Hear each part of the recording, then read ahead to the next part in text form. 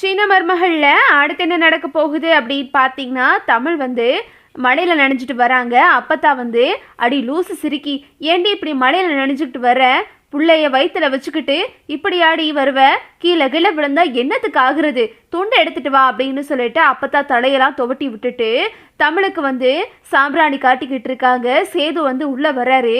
உள்ள வந்ததும், கிழவி நீ என்ன பெரிய குடும்பத்து பொம்பளை மாதிரியா நடந்துக்கிற, இப்படி உட்காந்து இந்த வேலையை பார்த்துக்கிட்டு இருக்க அப்படின்னு சேது கேட்குறாரு. உடனே அப்பத்தா சொல்கிறாங்க, போடா உனக்கு என்ன, நான் தானே பார்க்குறேன், உன் வேலையை பார்த்துக்கிட்டு போ அப்படின்னு சொல்லிட்டு அப்பத்தா சொல்லிடுறாங்க. சேது முறைச்சி பார்த்துக்கிட்டே வீட்டுக்குள்ளே போகிறாரு. தமிழ் தும்புறாங்க.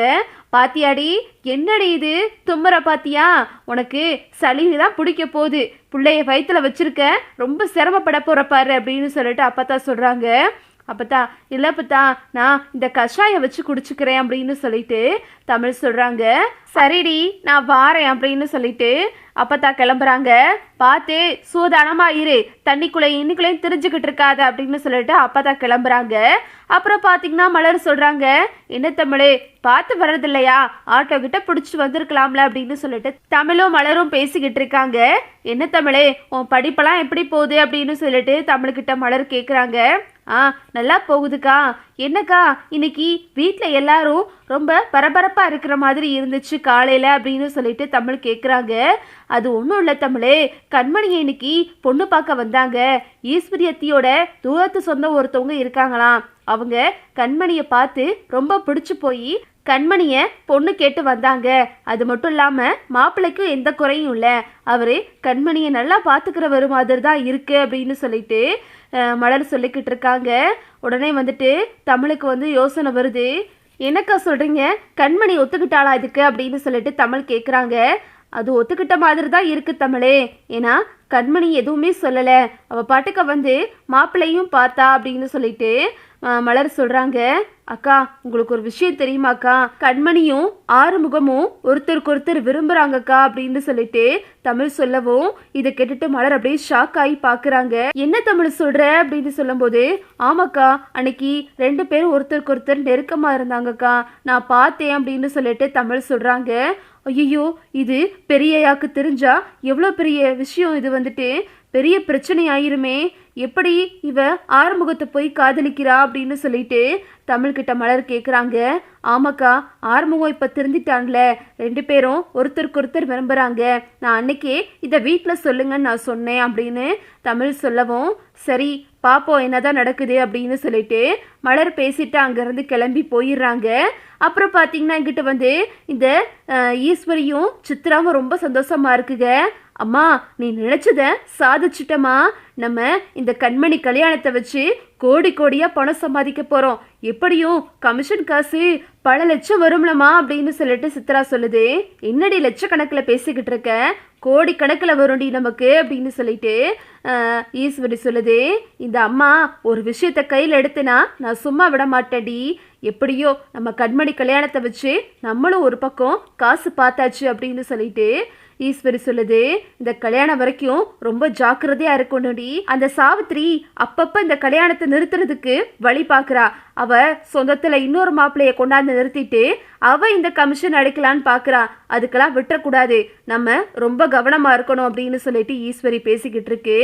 அப்புறம் பார்த்தீங்கன்னா அப்பத்தா தமிழுக்காக கஷாயம் வச்சுட்டு கொண்டு எடுத்துக்கிட்டு போகிறாங்க.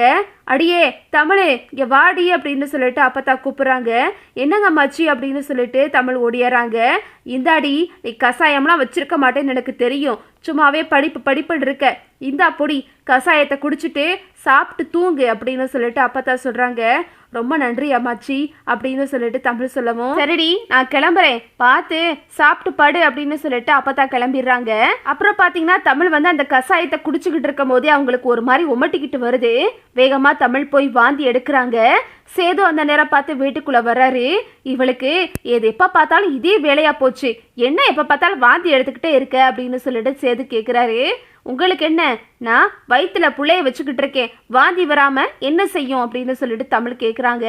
சரி எதுவும் வேணும்னா சொல்லு அப்படின்னு சொல்லிட்டு சேது சொல்கிறாரு. அதெல்லாம் ஒன்றும் வேணாம் அப்படின்னு சொல்லிட்டு தமிழ் உள்ளே போகிறாங்க.